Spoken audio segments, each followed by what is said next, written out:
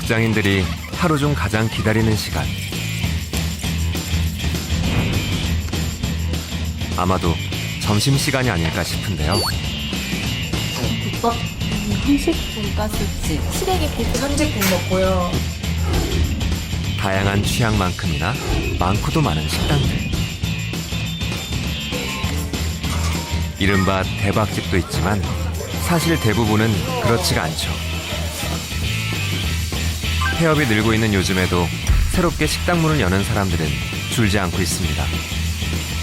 2016년 기준 전국의 식당 수는 70만 개. 세계에서 인구 대비 식당 수가 가장 많은데요. 이렇게나 많은 사장님들, 과연 얼마나 벌고 있을까요?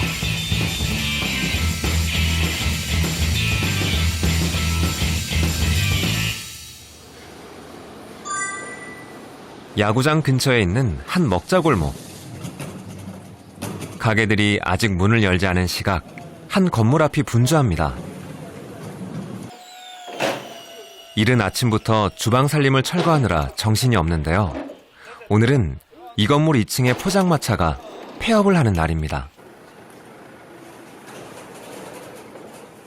40여 평의 면적에 테이블 14개로 시작했던 가게. 가게를 여는데 든 돈은 3,700만 원 정도입니다.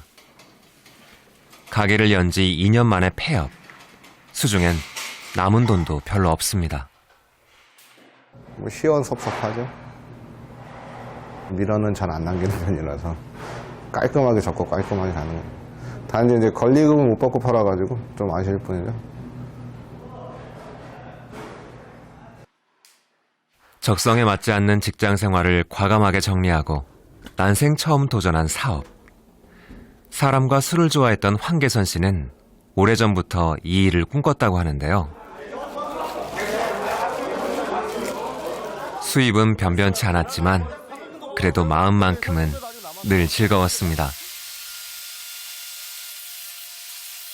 월세 225만 원만 감당할 수 있었다면 어쩌면 좀 더 버텼을지도 모르죠. 야구 시점 없으면 좀 많이 힘들어요. 이런 달은 진짜 보통보다 한 50% 정도밖에 안 되니까는 월세가 좀 밀리고 그래가지고 그런 거에 스트레스 좀 받았죠. 근데 어차피 보증금에선 다 재야버리니까. 제빙기, 냉장고. 철거 전문 업체의 사장님이 도착했습니다. 가게를 차리는 것도 일이지만 철수하는 건 더 큰 일이죠. 근데 에어컨은 어떻게 가져가실 거예요? 글쎄, 답이 안 생겨. 쓰레기요? 난방에 있어가지고. 아니, 난방에 있는 거는 내가. 요것도 가져가세요? 응? 그게 뭐야? 컴퓨터. 그래서 요즘엔 가게의 모든 집기를 한꺼번에 팔아버리는 식으로 철거를 진행하는데요. 뭐 사장님하고 대충 얘기한 거는 100 정도 나온다고 얘기는 들었는데 아직 확실히는 몰라요. 거의 고철값이죠. 구입하실 때도 들었을 거예요. 네, 구입할 때도 가격이 좀 들었는데. 얼마 들었어요? 근데 여기 있는 거는 부엌에 있던 거는 원래 있던 거고요. 그냥 다른 것들을 해가지고 의자하고 막 탁자랑 거의 한 200 들었어요. 200. 이런 건 한 2시간이면 해버리니까. 많은 양이 아니니까. 큰 거 같은 경우는 이제 반나절 이렇게 몇 시간씩 걸리는데 여기는 얼마 안 걸, 조그만 거더라. 금방 끝나지. 어떠세요? 마무리 쳐주셨는데. 안 좋아요, 솔직히. 왜? 네. 장사가 안 돼 문을 닫는 가게. 주위에서 지켜보는 사람들도 마음이 좋을 리 없죠. 그런데 장사는 왜 그렇게 안 됐던 걸까요? 대기업 쪽 체인 쪽이 엄청 많이 들어와서 저기 체인은 저희가 어떻게 돈으로 그쪽에 다 돈으로 하기 때문에 소주 값도 2,500원 싼 데는 뭐 2,000원을 받고 안주도 지금 2,900원, 5,000원에 파는데 도대체 그게 어떻게 남는지 저는 이해가 안 가는데 그러니까 그런 물량으로 밀어붙이면 저희 같은 사람들은 버텨낼 수가 없어요. 우리도 그 싸게 팔고 싶어도 남아야지 파니까는. 우후죽순으로 생겨난 포장마차가 결국 앞길을 막았네요. 직원들에게 철수 작업을 맡긴 후 박재원 씨가 잠시 다른 가게에 들릅니다. 폐업 식당 수가 하루 평균 400개에 이르는 요즘. 그에겐 일이 넘칩니다. 이번엔 일식집을 운영하던 곳인데요. 물건이 아직 쓸만한지 이리저리 꼼꼼하게 살핍니다.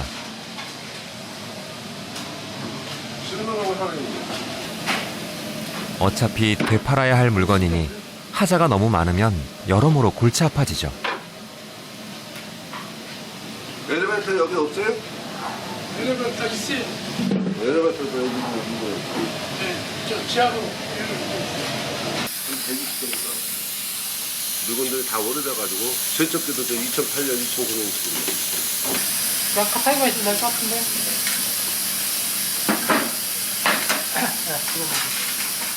협상이 끝난 걸까요? 박재원 씨가 밖으로 나가는데요. 어떻게 된 거예요? 단가가 안 맞아요. 물건이 오래돼가지고 예. 한 10년 된 걸 갖다가 다 갖다 먹으려고. 냉장고 같은 건 제첩기 같은 10년 되면은 다 버려야 되는데 자기네들 욕심만 내는 거지. 인건비가 안 나와. 가지고 있어야 돼. 이거는 어느 정도가 돼 내가 딱 팔아먹을 수 있는 게 나와야 되는데 저 사장님은 저 물건을 어떻게 하시게 되시는지? 자기가 알아서 팔아야지. 그러니까 그거는 안 맞는 거야. 가격 협상 때문에 늘 스트레스를 받으면서도 벌써 20년째 이 일을 하고 있습니다. 내가 현재는 뭐 냉장고 수리해보는 것까지 한 얼추 20년이 다 됐죠. 이제 어떤 계기가 와가지고 갑자기 수방 쪽으로 하루아침에 바꿔버리고. 그런 것도 있으세요? 아, 이게 좀 되겠다 이렇게 생각하신 것도 있으세요? 그렇죠. 누군가의 실패가 누군가에겐 기회가 되는 현실. 폐업의 또 다른 이면인 셈입니다. 다시 돌아온 포차엔 철거 작업이 끝나 있습니다. 이제 잠금 처리만 해주면 일은 마무리되는데요.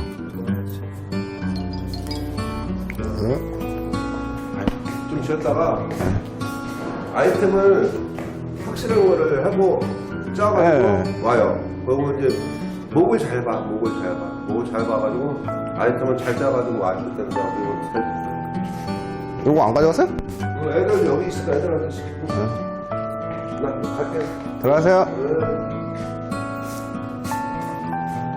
그렇게 많이 내가 폐업을 시켜도 거의 다 내가 기억하고 있으니까 오면은 내가 싸게 해주지.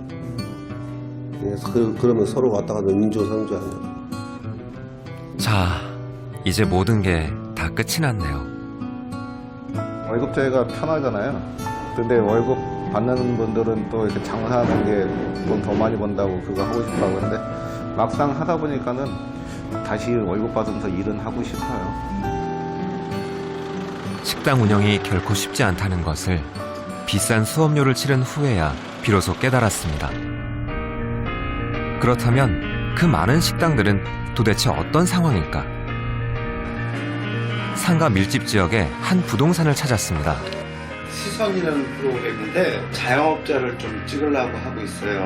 불경기는 지금 다 안 되니까 안 되는 건 될 데가 어딨어요. 다 안 되는 거예요. 그럼 새도 많이 다운됐겠네요. 저희는 안 내리죠. 거의 안 내려요. 손님. 그래도 들어온다는 얘기네요. 들어오죠. 보통은 아, 준비가 안 되신 분들이 잘 파악 못하고. 준비를 했다고 해도 완벽하게 준비를 못하니까 일어내야 되고 제자리 걸음만 해도 일을 해야 되겠다. 사람이 있으니까 그냥 하시지. 2015년 기준 식당 창업자는 18만여 명. 경쟁이 너무 치열합니다. 유망한 어떤 창업을 꿈꾸는 것이 아니라 내 동네에서 흔히 보던 제과점 많이 있네? 나도 해볼 수 있겠다. 슈퍼마켓 정도는 나도 해보겠다. 식당, 제과점, 치킨집 나도 해볼 수 있겠다. 라는 내가 집 주변에서 흔히 보던 업종으로 창업을 합니다. 그런데 이 창업의 업종들이 방금 말씀드렸던 것처럼 이 자영업자 비중이 이미 높은데 그런 몇몇 업종을 중심으로 굉장히 과밀화되어 있어요. 안 그래도 수익성이 떨어지는데 동네에 3개만 있으면 살아남는데 또 다른 창업자가 그 해당 과밀화된 시장에 들어가다 보니 더 과밀화가 부추겨지고 그러다 보니 수익성은 더 떨어지는 거죠. 실제 식당 사장님들의 얘기를 들어봤습니다. 서울의 한 상가 밀집 지역. 우리 주변에서 흔히 볼 수 있는 순댓국과 아구찜집을 찾았는데요. 먼저 아구찜집입니다. 낮 시간, 가게는 한산합니다. 아내와 함께 19년째 식당을 운영하고 있는 사장님. 한때 맛집으로 이름나 방송 출연까지 했었는데요. 요즘 같아선 그 시절이 기억도 나지 않습니다. 배달 위주로 많이 했어요. 배달 위주로 많이 하다가 이쪽 신림동 쪽에서 많이 먹었거든요.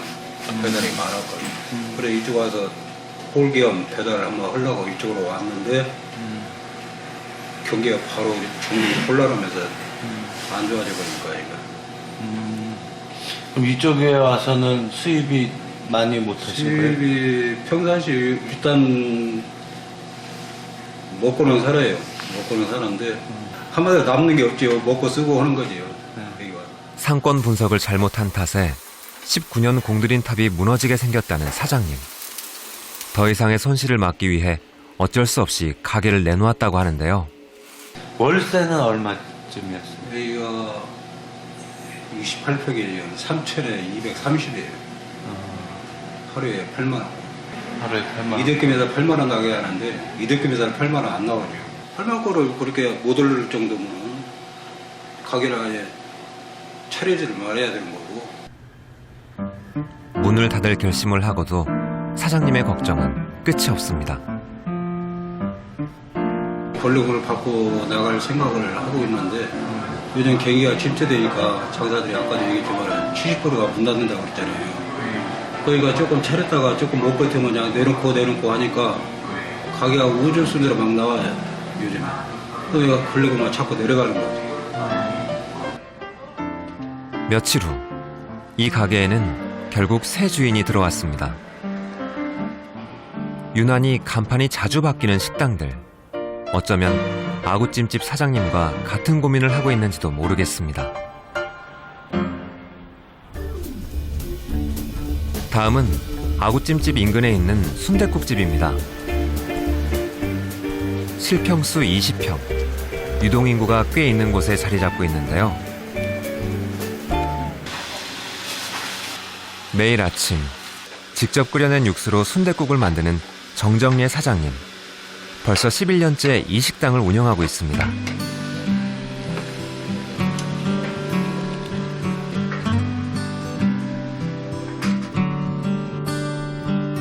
순댓국은 한국인의 소울푸드라 해도 과언이 아니죠.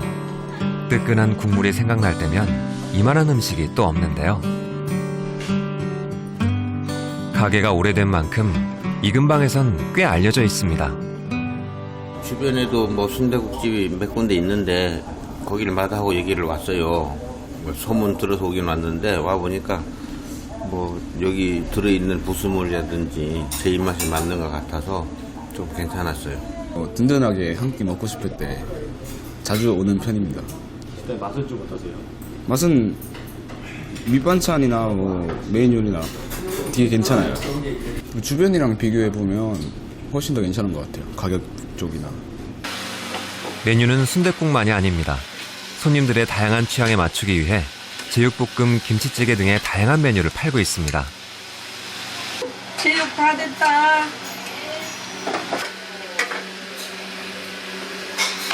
일을 하루 종일 아침부터 아침 9시 나오면 하루 종일 밤 11시까지 하죠. 관절이 이런 데가 다 붓고 메디가 아프죠. 손 안 아픈다는 건 다 거짓말. 그새 몸은 그야말로 굴병이 났습니다. 식당 하는 사람들은 다 고생해요. 식당은 진짜 중노동이거든요. 이같이 노동일이 없어요. 그렇다고 그렇잖아. 이게 대부분 사람은 이거야. 안 하지. 못 모르고 뛰어들어가지고 또 성공하는 확률이 없잖아요. 20%도 안 되잖아요. 치열한 경쟁에서 살아남기 위한 대안은 가격. 순댓국이 단돈 5,000원입니다. 음식값도 이제 여기에 이 수준에 비싸게 받으면 또 손님이 안 되고 예. 그러니까 적게 이제 싸게라도 팔아가지고 손님을 이렇게 이제 해나가고 남는 것도 없어요. 적자만 안 나면 뜯어먹는다 생각하고. 어쨌든 인건비는 가져가셔야 될 거 아니에요? 인건비, 내 인건비가 안 나와. 안 나오신다고? 그러면은 그냥 본전치기라고 보시는 거예요? 그렇다고 봐요. 그러니까 빚만 안 지면 다행이다 하고 그냥 운영하는 거예요. 하루 12시간 이상의 중노동을 하면서도 수입이 한 푼도 없다는 사장님. 과연 뭐가 문제인지 가게를 조금 지켜보기로 했습니다. 우선 손님 수부터 세어봤는데요. 1명, 2명, 3명, 4명.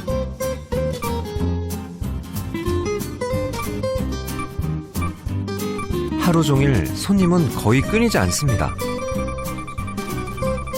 저녁이 되면 어떨까? 포장 손님도 있고 드문드문 술 손님들도 눈에 띄었는데요. 하지만 결국은 47명으로 마감. 사장님도 아쉬움을 뒤로하고 퇴근을 하시는데요. 그렇다면 오늘 사장님은 얼마나 벌었을까요? 평균 객단가를 5,000원으로 잡았을 때 하루 매출이 23만 5천원. 음료나 술 등 다른 매출이 있다 해도 하루 평균 매출은 25만 원을 넘기 어려워 보입니다. 일주일에 한 번 휴일을 빼면 한 달 매출은 대략 600만 원. 이 가게의 월세가 250만 원입니다.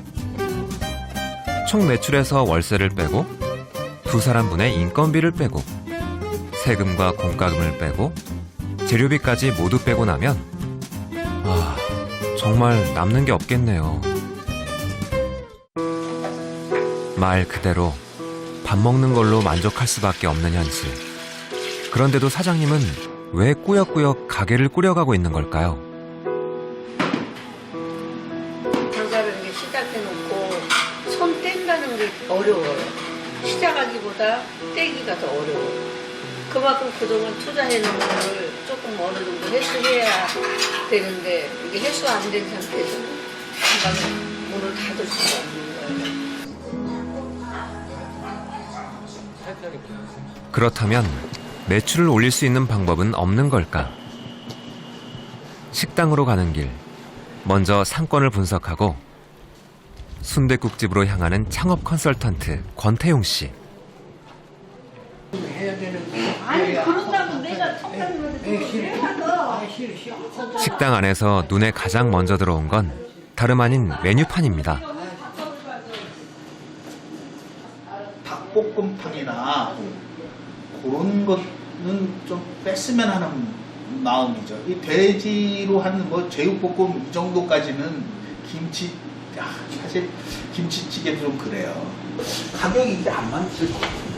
안 맞아요 지금. 이거 안 남아요. 예, 안 남지 않은데 이 주위가 너무 음식값이 싸요.